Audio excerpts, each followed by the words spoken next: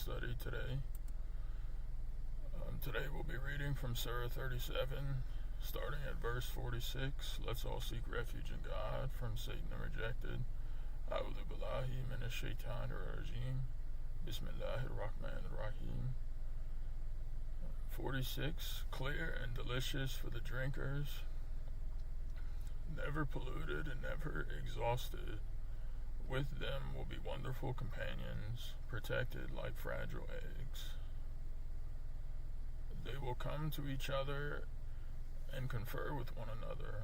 One of them will say, I used to have a friend. He used to mock. Quote, do you believe in all this? After we die and turn into dust and bones, do we get called to account? He will say, just take a look. When he looks, he will see his friend in the heart of hell. So I'm just going to stop right here because there's a asterisk for a footnote. So I'll just read this real quick. People who make it to heaven will be able to visit their relatives and friends in hell without adverse consequences. In the hereafter, anyone can move downward, but not upward beyond a certain limit. The limit is decided by one's degree of growth and development.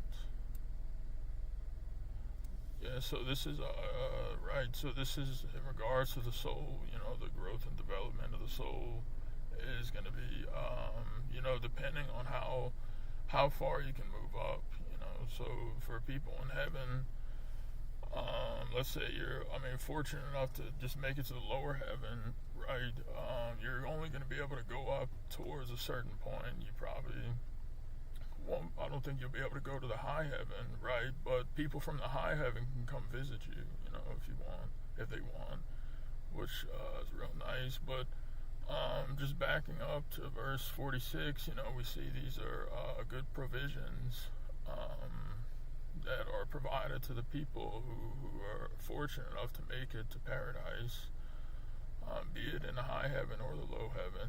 There's clear, delicious drink.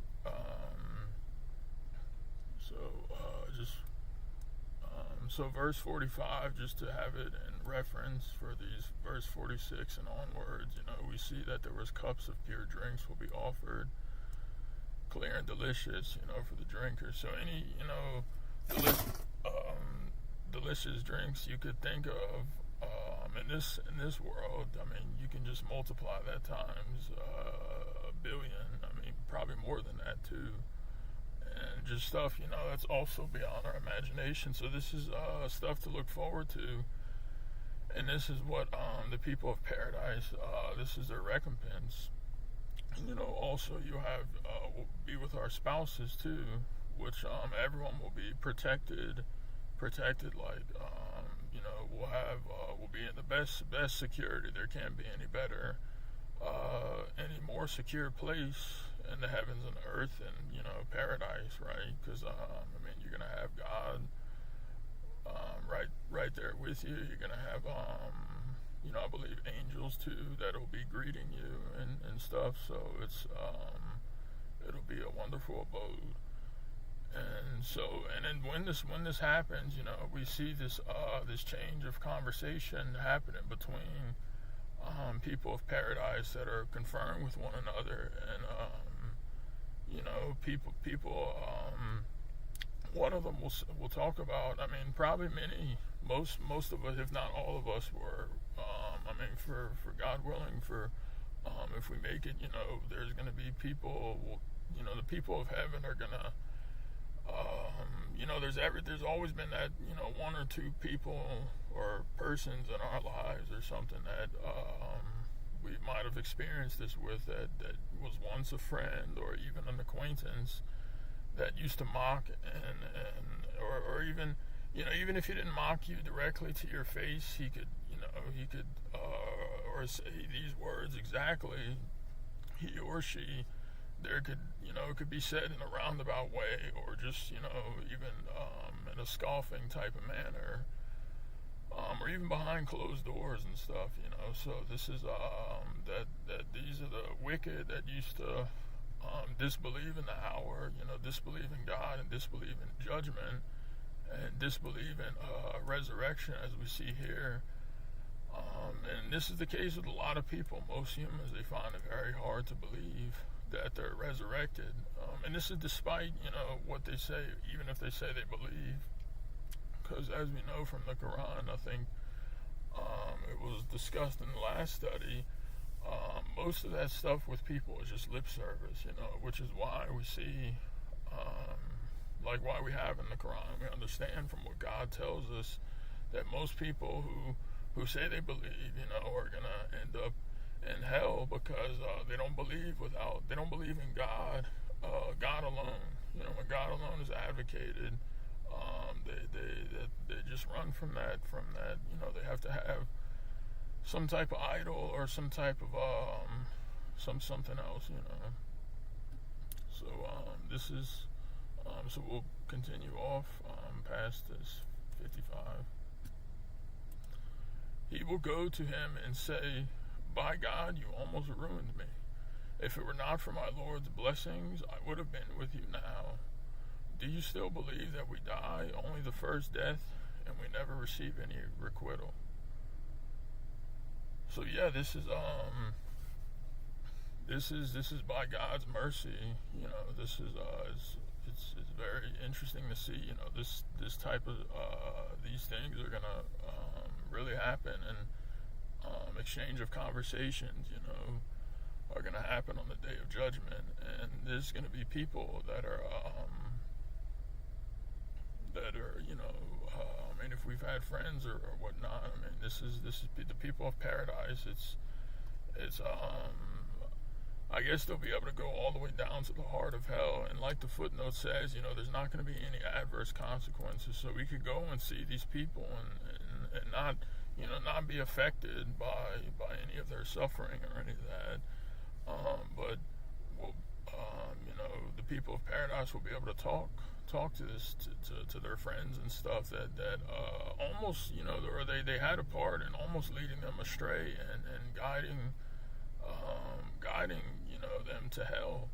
But as we see, if it's not for God's mercy and God's blessings, these the people of paradise would have been with these people now. The believers could have ended up in the heart of hell with this very person that they're talking to right now. And this is almost it's kind of like it's a good question, a good I don't know if it'd be rhetorical, but it's a good question that's posed to the people that end up in such a horrible place, because they disbelieved in judgment, and they disbelieved in receiving any requital too. So this also accounts for people who let's say they say they believe in God and they believe in the hereafter, which but if they're under hypnosis and they think that Muhammad is going to do something for them or intercede, those people are not going to make it either, because they're disbelieving in requital, or the Christians, quote unquote Christians that believe in Jesus is going to save them. They don't believe in any requital, like you're requited for your works. They believe all of that's covered. So this is also a requirement in believing in God. Verse 60, redemption, the greatest triumph. Such is the greatest triumph. This is what every worker should work for. Is this a better destiny or the tree of bitterness?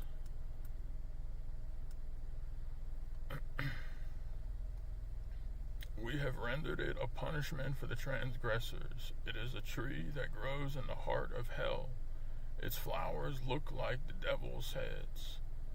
They will eat from it until their bellies are filled up. Then they will top it with a hellish drink. Then they will return to hell. So like the Quran asks, like which if people had to choose, and God informs the people, everybody was informed of this choice even before coming to the heaven, even before coming to this earth. We're basically told these are I'm not sure if like this description was said, but for for all intents and purposes, I mean, we knew about heaven and hell, and but this is a question that people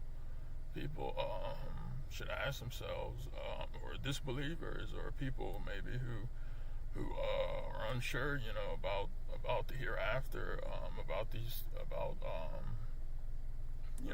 destiny. Would you rather, paradise or hell? And we're given descriptions. So, there's for people who end up there and say, oh, I didn't know how bad hell would be, or I didn't know it would be this type of punishment, or I thought it was just going to be not so bad. I didn't really care, but no, God tells you how terrible it is. He doesn't shy away from this stuff. It's in this proven mathematical scripture, so it has importance. It has a reason,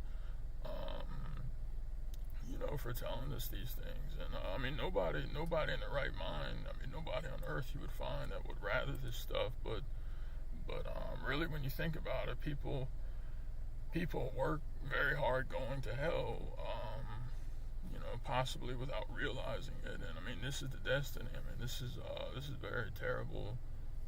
This is terrible stuff. And but as we and this is and we also know that these descriptions and stuff are allegorical. So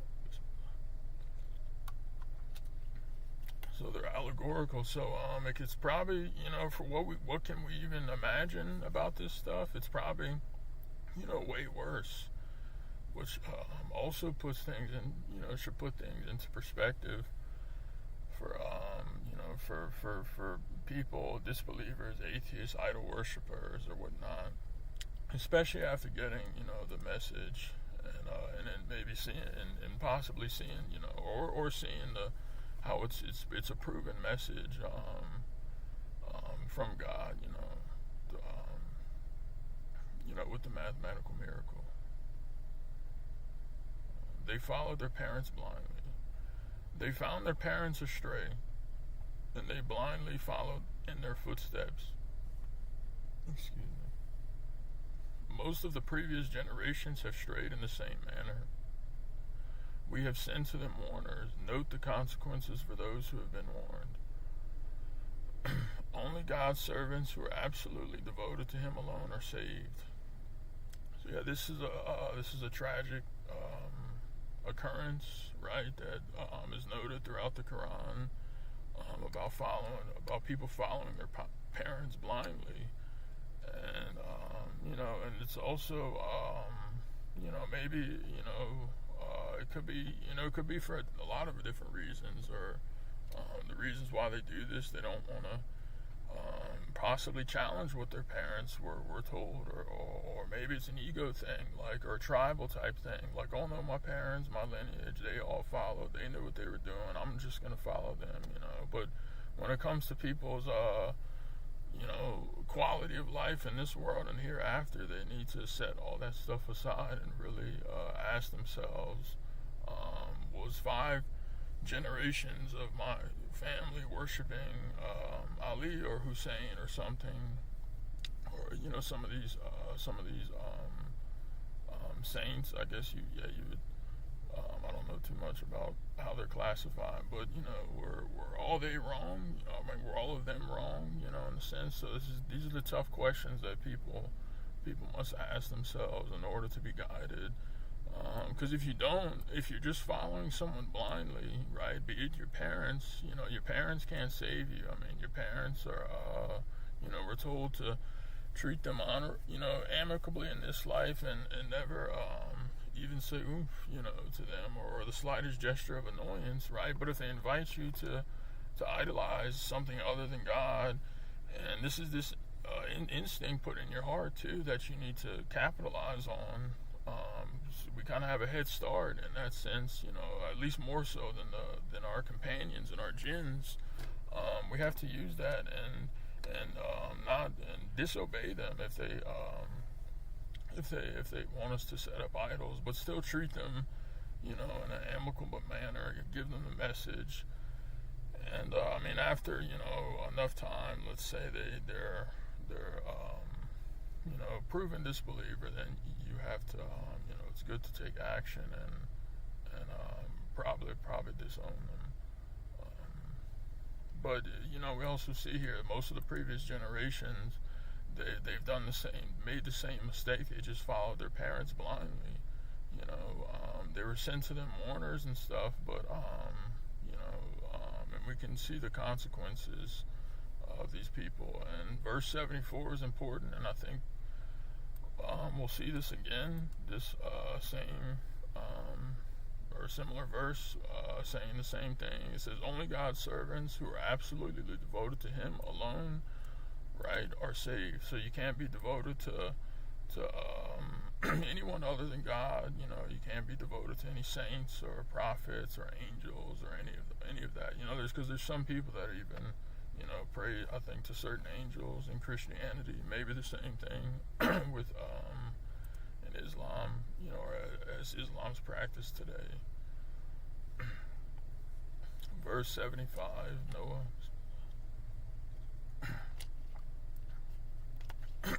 Excuse me. Thus Noah called upon us, and we were the best responders. We saved him and his family from the great disaster. We made his companions the survivors, and we preserved his history for subsequent generations. Peace be upon Noah among the peoples. So, if you put your trust in God, right? We can see great examples of in history how Noah called upon God, and God and his angels were the best responders, and they saved his family from such a great disaster. And his history has also been preserved for subsequent generations. So this is also important. I want to point out real quick that this book has is infallible, and it has the accurate and truthful history. So perverted stuff by that entered into the Bible through the wicked hands of the scribes, as it's talked about in Isaiah in the Bible. The scribes who translated, and some of these people were wicked, and so the perversion that entered in, very sneakily so, and through the crevices and the cracks of the Bible, that would really dishonor the prophets, disrespect them, and lie about the prophets and messengers. We know that that's not accurate, and I don't even want to repeat some of the nonsense. Maybe it's okay, but I'll just for time's sake, maybe we can talk about it. But we know that thank God that that's not the case. Because why would God, send narrate to you or history of a prophet and messenger, and then this prophet and messenger supposedly set a bad example by doing X, Y, Z, and it's just a blasphemous way that Satan has tried to what's the word, just try to insult the message and play it down by getting people. And then you have people that literally think, look at some of the stuff, and then some people think it's like almost okay, like in the case of David or so. I think that lie they invented about him, because there's nowhere in the Quran, and obviously a righteous prophet of God or messenger would know a lot better and know what's at stake than to do some of the things they lie about, and they have no proof either. And this we actually have proof, because it's a divine code, which is not human. So it has to, if it's not human, then we know it's from God. So that's we actually have something in our arsenal to show these people, right? But there's some people that for certain sins and stuff, I've heard that are like, oh well, David did this, or so and so, then it's not as it's okay, it's don't beat yourself up so much, and it's like they're making excuses for transgressing, right? Just because of these fake examples that were supposedly quote unquote happened, which they didn't, And I even think there's read somewhere, and if you delve deeper into the what little is left of the original text of the Bible, none of this stuff happened. It was just evil people, Satan soldiers that were inventing lies, right? So I just thought that was important to point out, because it was talking about narrating the history. So verse 80, we thus reward the righteous. He is one of our believing servants. We drowned all the others. 83, Abraham. Among his followers was Abraham. He came to his Lord wholeheartedly. He said to his father and his people, "What are you worshiping? Is it these fabricated gods instead of God that you want? What do you think of the Lord of the universe?" He carefully looked at the stars. Then he gave up and said, "I am tired of this." They turned away from him. He then turned on their idols, saying, "Would you like to eat? Why do you not speak?" He then destroyed them. They went to him in a great rage. He said, "How can you worship what you carve, when God has created you and everything you make?" They said, "Let us build a fire and throw him into it." They schemed against him, but we made them the losers. He said, "I'm going to my Lord, he will guide me." So, this is as we have in other parts of the Quran, this is, as we're told, Abraham went to his people, and he basically, he was never an idol worshiper either, and he was able to come to the understanding of God, God alone, and he came to his Lord, wholeheartedly, with his whole heart, and so that means a lot. And so, his people, especially his father, he questioned, he questioned just these really simple but powerful and effective questions that really should have made people think. Would you prefer falsehood or fabricated gods and fake idols and stuff that can't benefit you or help you or any of that instead of God, right? The Lord of the universe, the one that created you, shaped you, and all that, and he's asking them what they think of the God. And, it also tells us how he studied, he carefully looked carefully at the stars, and he was basically fed up with their nonsense, and rightfully so, right? Because it was really bad what they were doing, and he made a good example. He was asking them, why do they not speak? And as we're told in another part of the Quran, there was I think the big one or something. Probably maybe that's the one they worshipped the most, or they liked the most, or they gave like the most offerings to, or something, perhaps. And he ended up, I think, blaming it on destroying their idols, and then blamed it on the big one. And he's asking them. Because even if today, if you were to ask people these, the absurdity, if somebody carved something like a piece of art, and you saw this person worshiping that, you'd probably get laughed at and called a lunatic and stuff. But really, people today are doing the same thing, but Satan is obviously clevered up, if that's a word, but he's obviously wizened up to, his people, using his strategies and what he employs on people. And so if that's not working, he's going to get people to, come to them from the right and get them to think that they're doing righteous worshiping of idols, which is oxymoron, because there's no such thing, right? So we can see here that how they schemed against him, Abraham, and but it's great, looking at his response. He went, he said, "I'm going to my Lord; he will guide me." So he went to God, and God saves him. God ended up, we know from the Quran how God told, or commanded the fire to be safe and cool for Abraham. 100, verse 100. My Lord, grant me righteous children. We gave him good news of We gave him good news of a good child.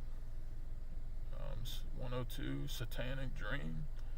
When he grew enough to work with him, he said, "My son, I see in a dream that I am sacrificing you. What do you think?" He said, "Oh, my father, do what you are commanded to do. You will find me, God willing, patient." They both submitted, and he put his forehead down to sacrifice him. So we have a footnote right here for verse 102. So, excuse me. The most merciful never advocates evil, and we see this also in Surah 7, verse 28. As with Job, Satan claimed that Abraham loved his son too much, and was permitted to put Abraham to that severe test. So yeah, we can see this is not from God. This is from Satan. It's a satanic dream. And, it's also kind of interesting to see, I guess, if Satan has the power to influence our dreams, So it's also important, because there's some people that, there's people out there that has actually big business, like psychics and stuff, or other people that will try to interpret dreams and stuff, or even, or even if you're not going, if you don't go to a psychic or something, there's people that may put a lot of faith in a dream, which can have real good, it can have good meanings, because just in the same way you could have a dream from Satan, obviously you could have maybe, an angel or something, or God or something that, as we see with the case with Joseph and stuff, but for the most part, I think it's, just to, see dreams, take it for what it's worth and stuff, because there's like I've met a few people that have like really tried to delve into like understanding dreams and stuff, which I guess is what it is if you find something productive out of it or something, but maybe it's kind of like a slippery territory. I'm not really sure. I don't want to comment too much on that. That's just my 2 cents. But we see in verse 104 that God intervenes to save Abraham and Ishmael. We called him, "O Abraham, you have believed the dream. We thus reward the righteous." That was an exacting test indeed. We ransomed Ishmael by substituting an animal sacrifice, and we preserved his history for subsequent generations. Yeah, so God intervened to save. So Abraham, even though this was not ordered by God, God didn't tell him to do this. He still did it anyway. He thought it was. I guess he looked at it as a test, perhaps. And he was going to carry it out, but God intervened to save Abraham, really from listening to the dream. But it was an exacting test indeed, and so this is as we're told by is explained more by the footnote.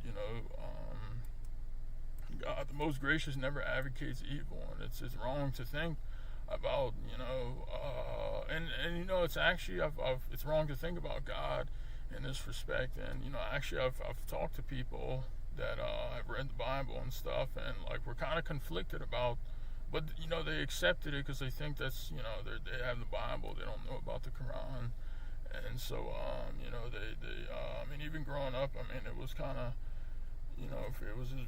it's a very satanic thing that or bad thing to think about.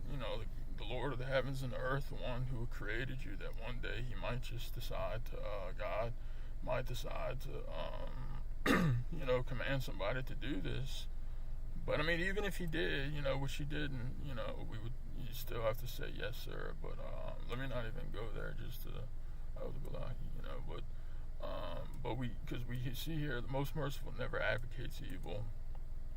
He advocates, as we know from the Quran, he advocates justice, righteousness and stuff. So anything like this is obviously going to come from Satan, and God intervenes to save the righteous, right? And Ishmael was ransomed by substituting an animal sacrifice in the place. And then in the Bible they have the rest of the story, I think, where an angel comes in and removes Ishmael, and then like a goat or something is like put right there or something. But we don't, that's just, not crucial information, be it true or not. Peace be upon Abraham. We thus reward the righteous. He is one of our believing servants. The birth of Isaac. Then we gave him the good news about the birth of Isaac to be one of the righteous prophets. We blessed him and Isaac among the Among the descendants, some are righteous and some are wicked transgressors. So these are the last two verses. I'm gonna go over them and then we can open the floor for comments or questions. But yeah, just pointing out right here, there's it's also, we're given examples.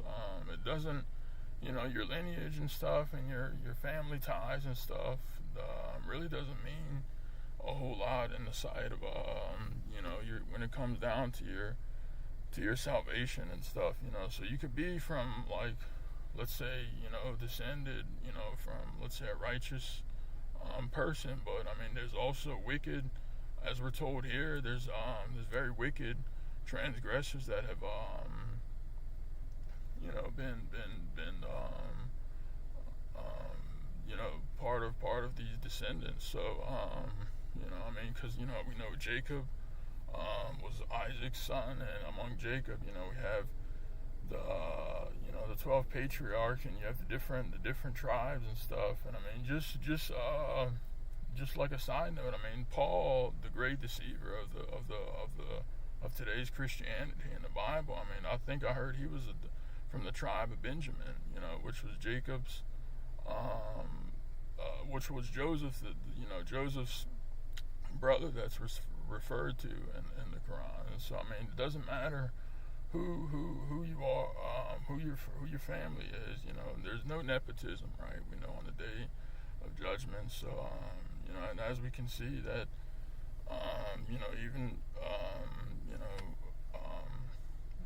as we can see that the best in the sight of God is the most righteous. So it doesn't matter.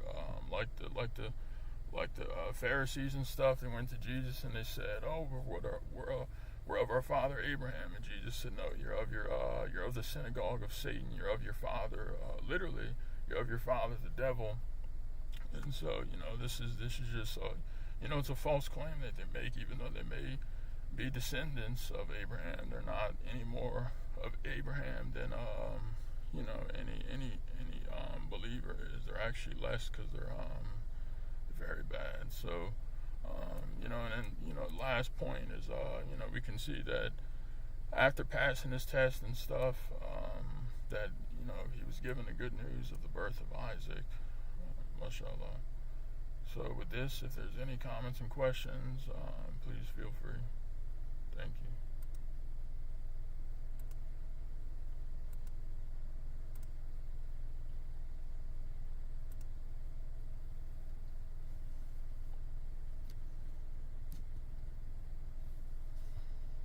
you. Inshallah, thank you.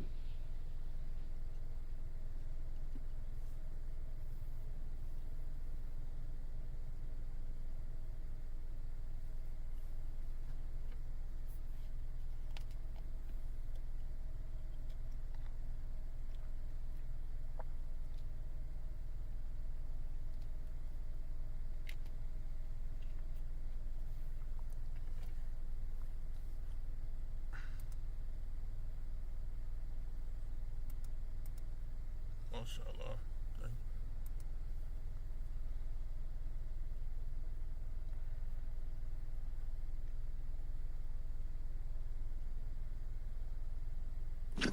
Mashallah, thank you.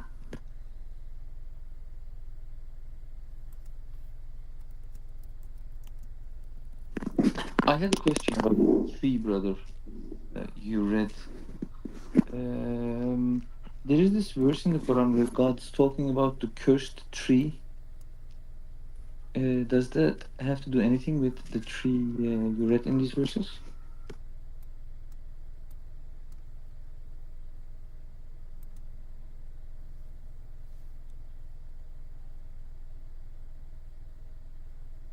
So I believe the tree that is accursed in the Quran, I think that refers to the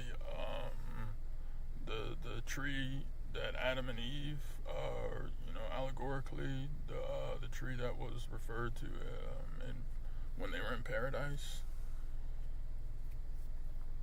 That's the accursed tree in the Quran. I believe that's the tree that it's referring to. I think there was an explanation from the messenger too about because the tree is allegorical, but it is the whole idea of what what was advocated and stuff it is really accursed. It's really bad.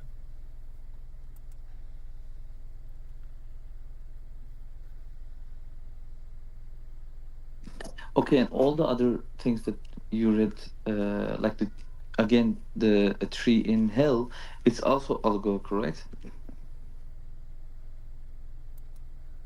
Yeah, it's allegorical too, right? But I'm sure that those two are distinct from each other. But it's allegorical.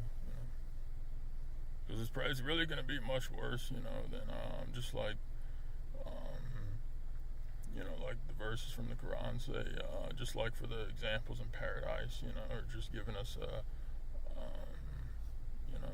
idea or in the best way of what it's going to be like. Yeah, now this one, when we say like it's allegorical, it's still like a source of food, like in this context, right? It's a tree that has flowers that looks like the devil's head, and they will eat from it until their bellies are filled up. Then they will top it with a hellish drink. Yeah, and will there be complete darkness there at that moment? Because I remember we spoke about it that hell is complete darkness. Well, the messenger of the covenant, in his explanations, we're also talking about uh, it in certain areas. So yeah, I mean that uh, it will be. I mean, like again, I mean, it's all allegorical, even when we talk about darkness, but we see also there's other verses that talk about darkness in hell, right? There's verse where they say, let us absorb some of your light, and they will be told, go back behind you and seek light, and a barrier will separate them, right? With darkness on the outer side, with mercy on the inner side, Uh, I'm paraphrasing. So, yeah, I mean, so based on the Quran, there will be darkness in hell too. They will not have any light. They will not have access to any news, and it'll be terrible.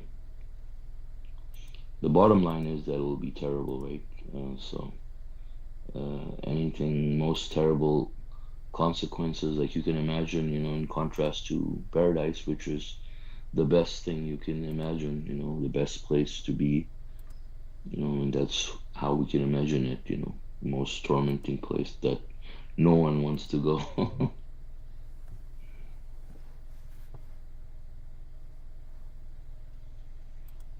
Yeah, mashallah. It also says they will eat from it until their bellies filled. They will Top it with a hellish drink. they will return to hell. Like, but aren't they already in hell, or is it like No, uh? this tree is in the heart of hell, so it's a place that they will go to eat and then come back. Oh, okay. Mhm.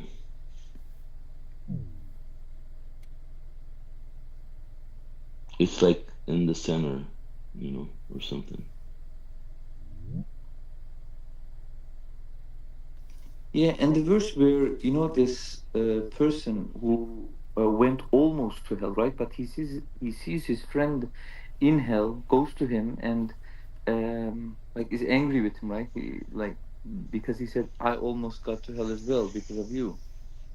So this shows that's very important uh, when like we're choosing our friends and with the people whom we are with. Hmm.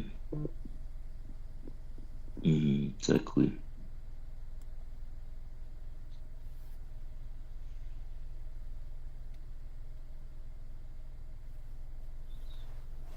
Yeah, he tried to influence him, basically, he's saying, right? So I mean, I think we will all see people like that, God willing, if we make it to paradise.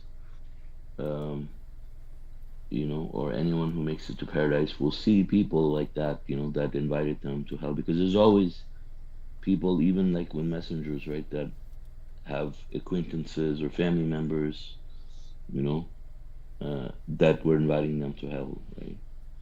And these are the same people that, just like this example, that don't believe in the hereafter. They give lip service, even if they say they do, but they actually don't, which is what keeps them from believing. And so everyone who goes to paradise will know someone like this, that will be inviting them, would have been inviting them to hell in the previous life. Yeah, actually a lot, right? Not a lot of people. Because But I mean, someone close. I mean, yeah, God says like most of them they will go to hell. right. Most of the people.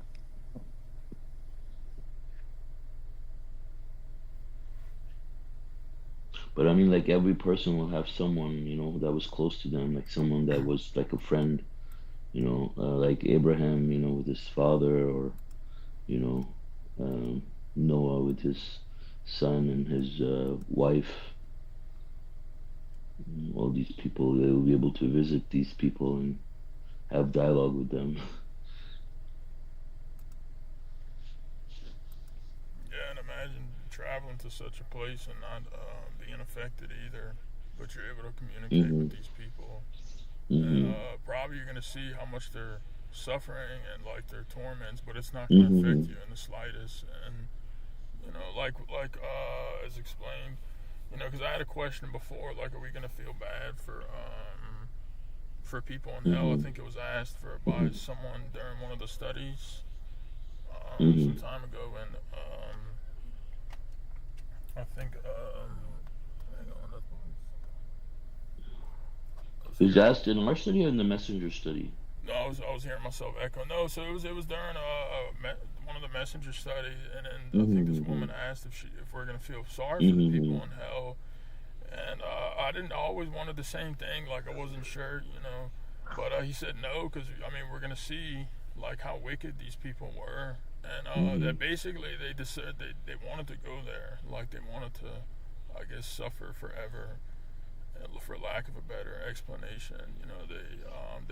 They tried so hard to go there, and so Hmm. when they end up there, it's like, okay, this is what, this is Everybody goes based on their actions, right? mhm, God, there's no injustice in God's system, so we don't have to feel sorry for these people. right, exactly. I mean, it's sorry for them that they're there, um, right? That they Mhm. chose the wrong thing. Yeah. But if people, I mean, but also I think it's interesting that every time these people, even like that woman who's asking the question, ironically, I don't know if he's a believer or what, Yeah, or because who I was that I woman was was, thinking the but same it is thing. a Like, woman. right, She's like, already assumed that she's in paradise. yeah, Like, oh, are we gonna feel sad for them? yeah, exactly. Yeah, and Yeah. it's like just like you wouldn't feel, I mean, you don't feel sorry for like murderers or thieves or burglars in this world. Like, why would you think? Why would you feel sorry for people who are Uh-huh. much worse off or much worse? Hmm. You know. Yeah, but I was making a different point. Uh, I was saying that I don't know this woman. I don't know if she's a I think it believer or was, not. man. I Who think it was. asked this question? I think it might have been Paravash or something. I'm not sure. Uh, right, it could have been. Yeah, Yeah, but she I'm kind of saying she kind of that had a heavy she accent. already assumed she's already assumed that she's going to paradise, Hmm. and she's wondering, oh, am I gonna feel sad for these people, the other people that are worse than me, that I'm better Yeah. than them, and they're going to they're going Hmm. to hell, and I'll be in heaven. She's already thinking that way. But we shouldn't. We should. I think we should catch ourselves when. Yeah, I mean, I when don't know if she was even thinking mm, that. She was probably just putting in herself if she made it. You know, I mean, I don't know. yeah, I She mean, didn't say. she could very well say, well, the people who are in heaven, are they gonna Right, feel sad for the people who are in hell? I don't right. think, oh, are we gonna feel sad for them? Hmm. Yeah, I mean, like I was saying, when I brought that up several times in the study today. You know, I said the same thing. Mm-hmm. I said in context of this verse, I said if we're making it, you know, we're gonna. Mm-hmm. This will be the dialogue and Mm-hmm. conversation. You know, if we were lucky enough to make it, Mm-hmm. God willing. Yeah, I think Brother Abdullah posted a question. Says, can that friend from verse 51 be a companion jinn?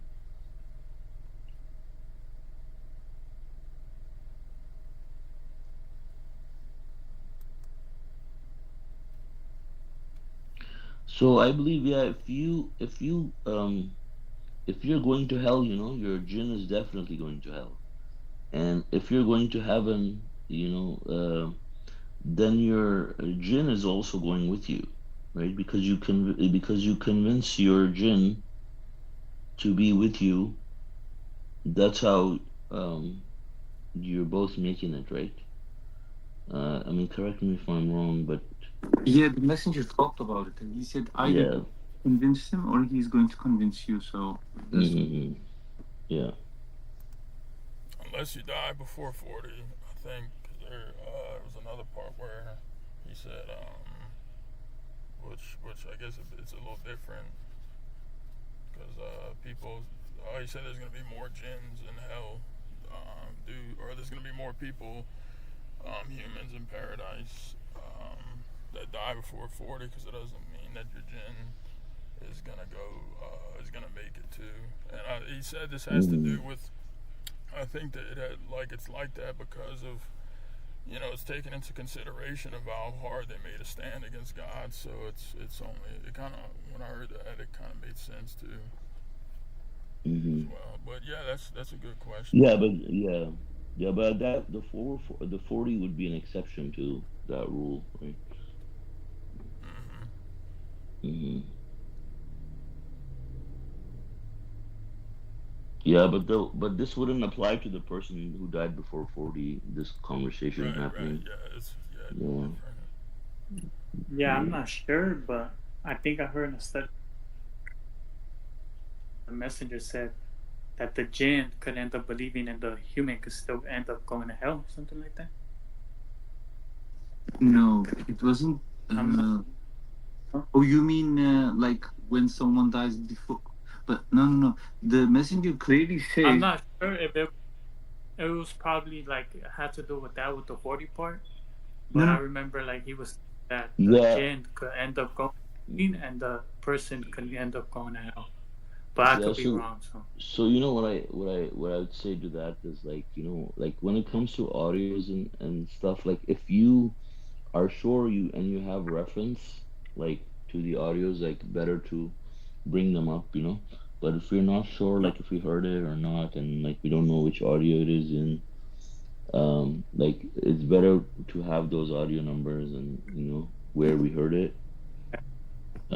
Yeah, because that could cause a lot of confusion too. Mm. yeah, The messenger was clearly talking about the jin's brother. Uh, yeah, hmm you're right. Maybe reference would be good, but like it's very clear that he said that one of either it will be convinced. hmm Yeah. Also, let's see what it says in the appendix about that, right?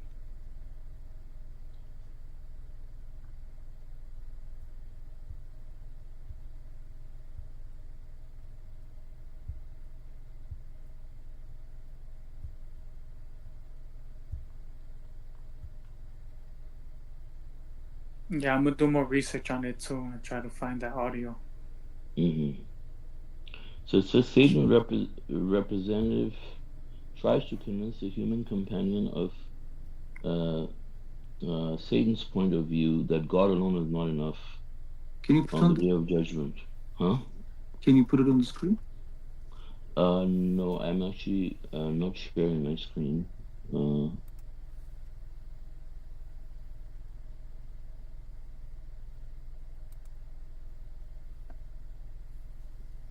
Which Okay, page? so this is in the original sin. Original sin. Uh, original sin, which is what the Appendix 7, right? So, so it says the original sin. Contrary to common belief, the original sin was not Adam's violation of God's law when he ate from the forbidden tree. The original sin was our failure to uphold God's absolute authority during the great feud. If the human person convinces his or her jinn companion to denounce that original sin and uphold God's absolute authority, both creatures are redeemed to God's eternal kingdom on the day of judgment. But if the jinn companion convinces a human being to uphold Satan's idolatrous views, then both creatures are exiled forever from God's kingdom.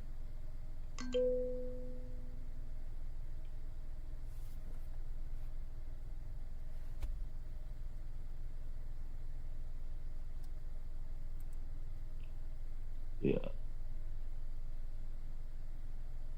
the first paragraph, yeah, last end of first paragraph.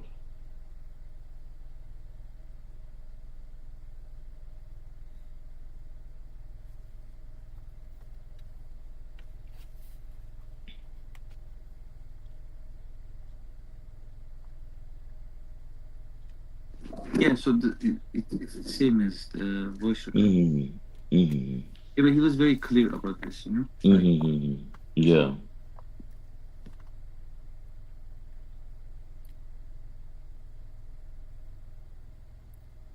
if I'm not mistaken, it was the voice recording where he was talking about like the verse where it says that a group of jinns they heard the Mm-hmm. Quran.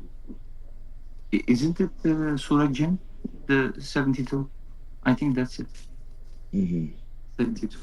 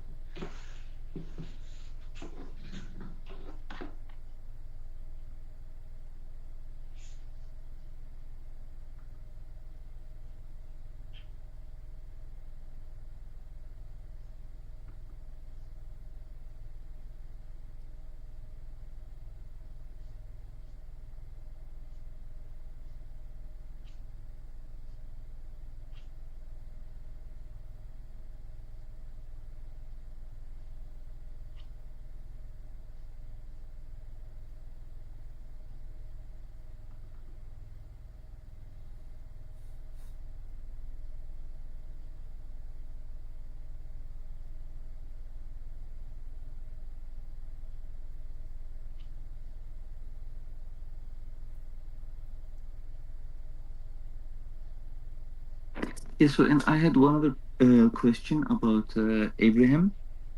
Like Mm-hmm. actually, these two things.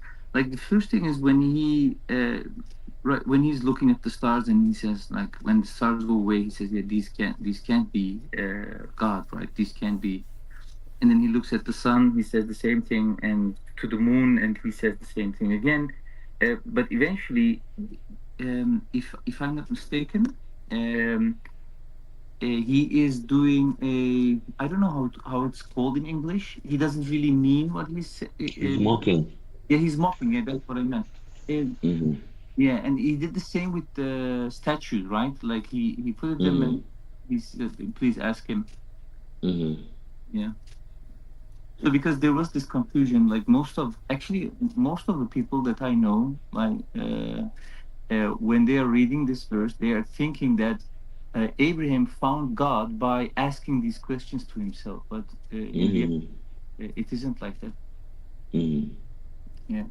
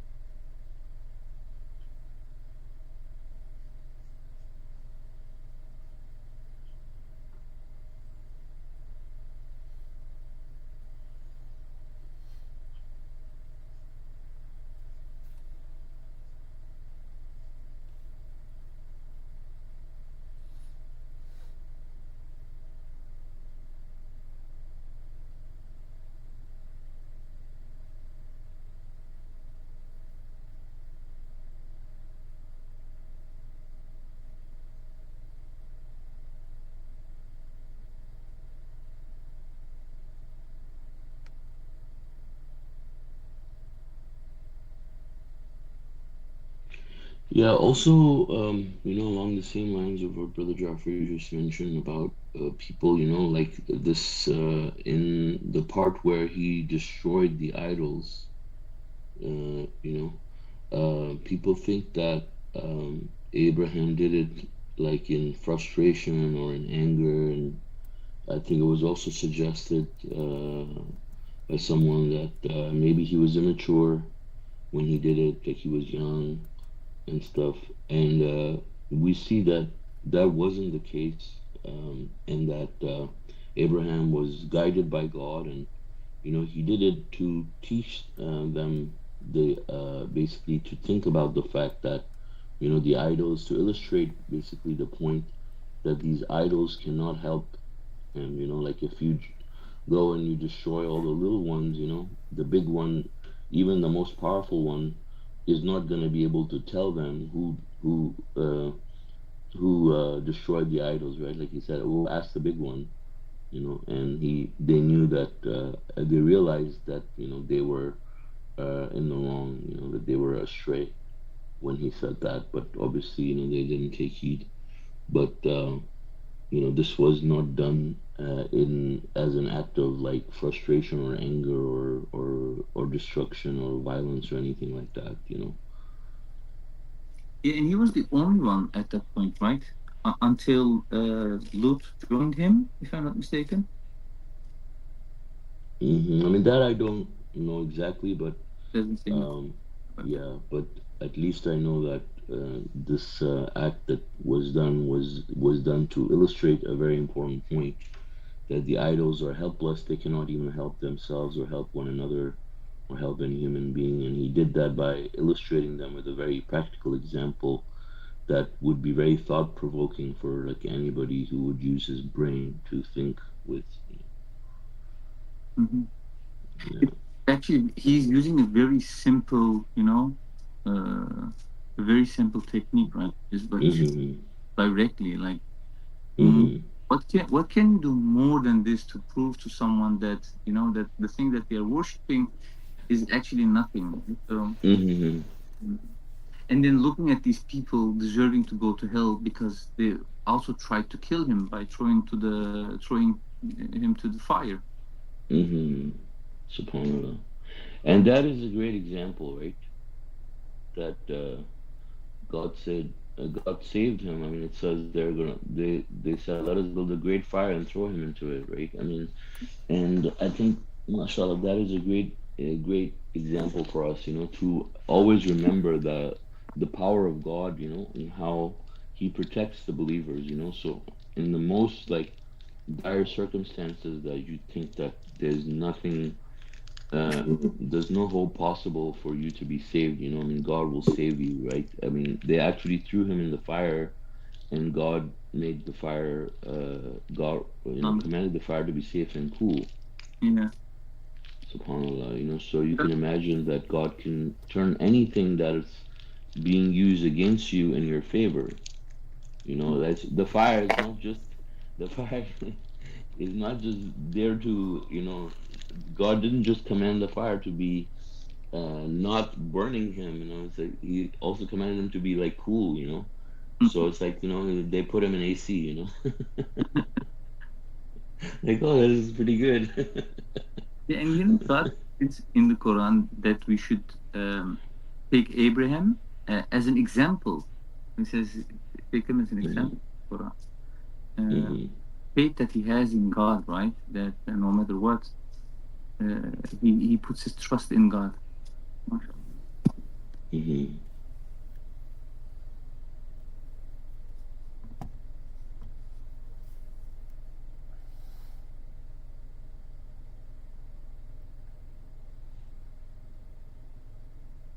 Yeah, and then you have like when you are in a very dangerous situation, like you are in a country where they might kill you if you tell them that you're a submitter, for example. Of course, we know from the message of the covenant that you can, in this case, say to the people that you're not a submitter. Like this doesn't mean Hmm. we just like need to give our lives, throw our life. Hmm. They don't know God is going to protect me. Um, there's there can be some misunderstanding in that one as well. Looking at the example of Abraham, because he was on a mission, right? Mm-hmm. He had Mm-hmm. like that was his job, to go and to tell the people about it and to teach them and to show them. Mm-hmm. Yeah, I mean, same with Moses and Pharaoh, right? I mean, Mm. they have to do their job. I mean, uh, but the thing is, like, that's for us. You know, we don't have to do the same thing necessarily in every situation. I mean, we can in certain situations, right? But you have to evaluate every situation. Like, I mean, let's say you get caught or something being a submitter in like one of these countries. I mean, is it really wise to just want to lose your life at this point, or would you want to live longer and spread the message further? You know, I mean, you could. And God, so basically, if you say no, I don't believe in this anymore. I mean, God knows what is in your heart. Yeah, but the thing is also our goal in this life is to live as long as possible, so we have more time to grow our souls. So the more we live, the more Mm-hmm. we can grow our souls, right? Mm-hmm. We Yeah. have, like, growing your soul has also has to do with time, because the Pharaoh, when he died, he died as a believer, but he didn't have time to he didn't time to grow his soul. Mm-hmm. Exactly.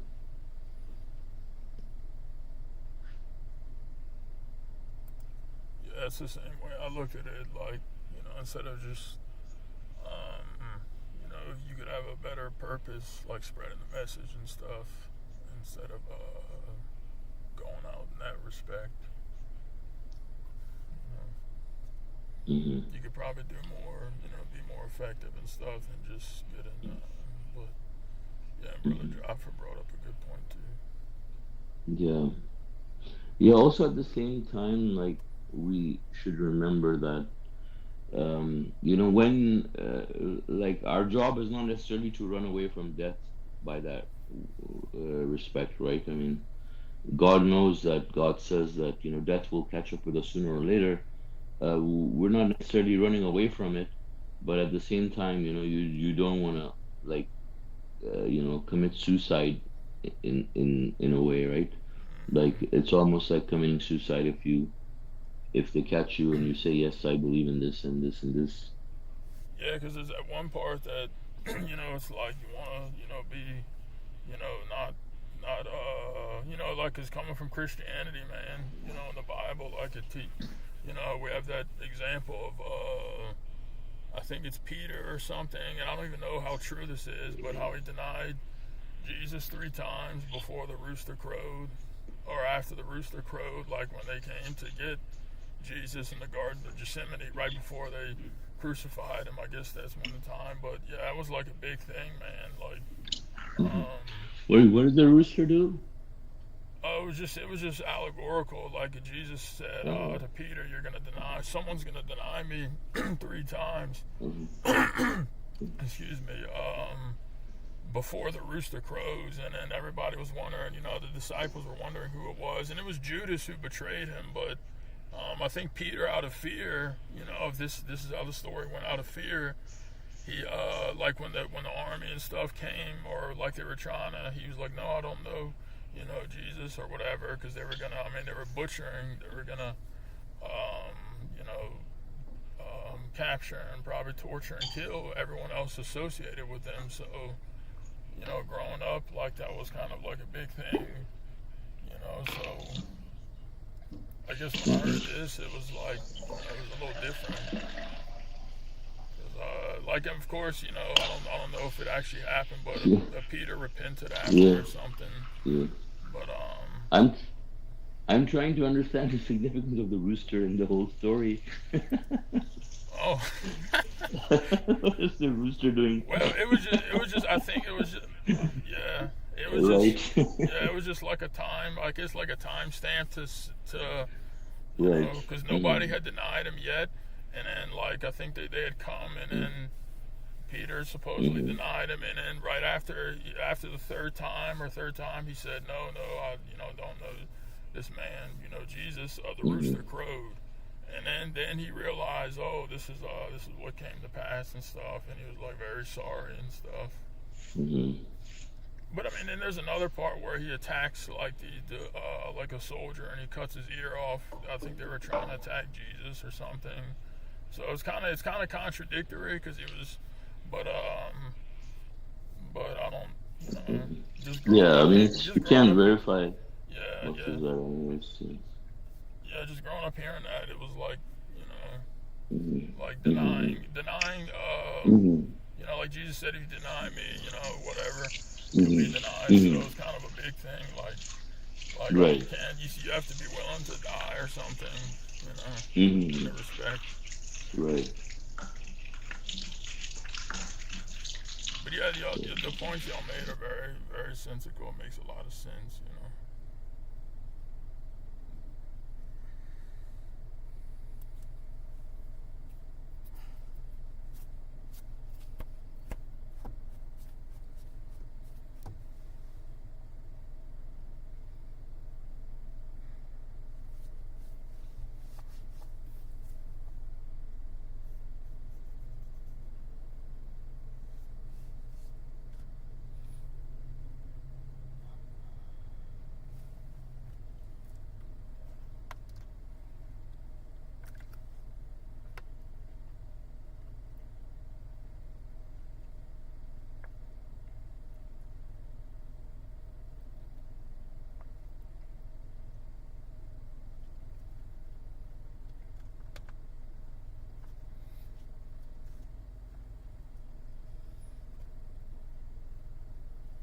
All right.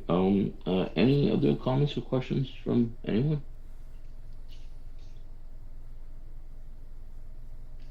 Any off-topic questions we can answer at this point or discuss? Yeah, brother, I have one, but if we can do that after the study, inshallah. After, you mean like after the broadcast is over? Yeah, after the broadcast. Okay, God willing. Yeah, so before we end the broadcast, are there any off-topic questions from anyone else?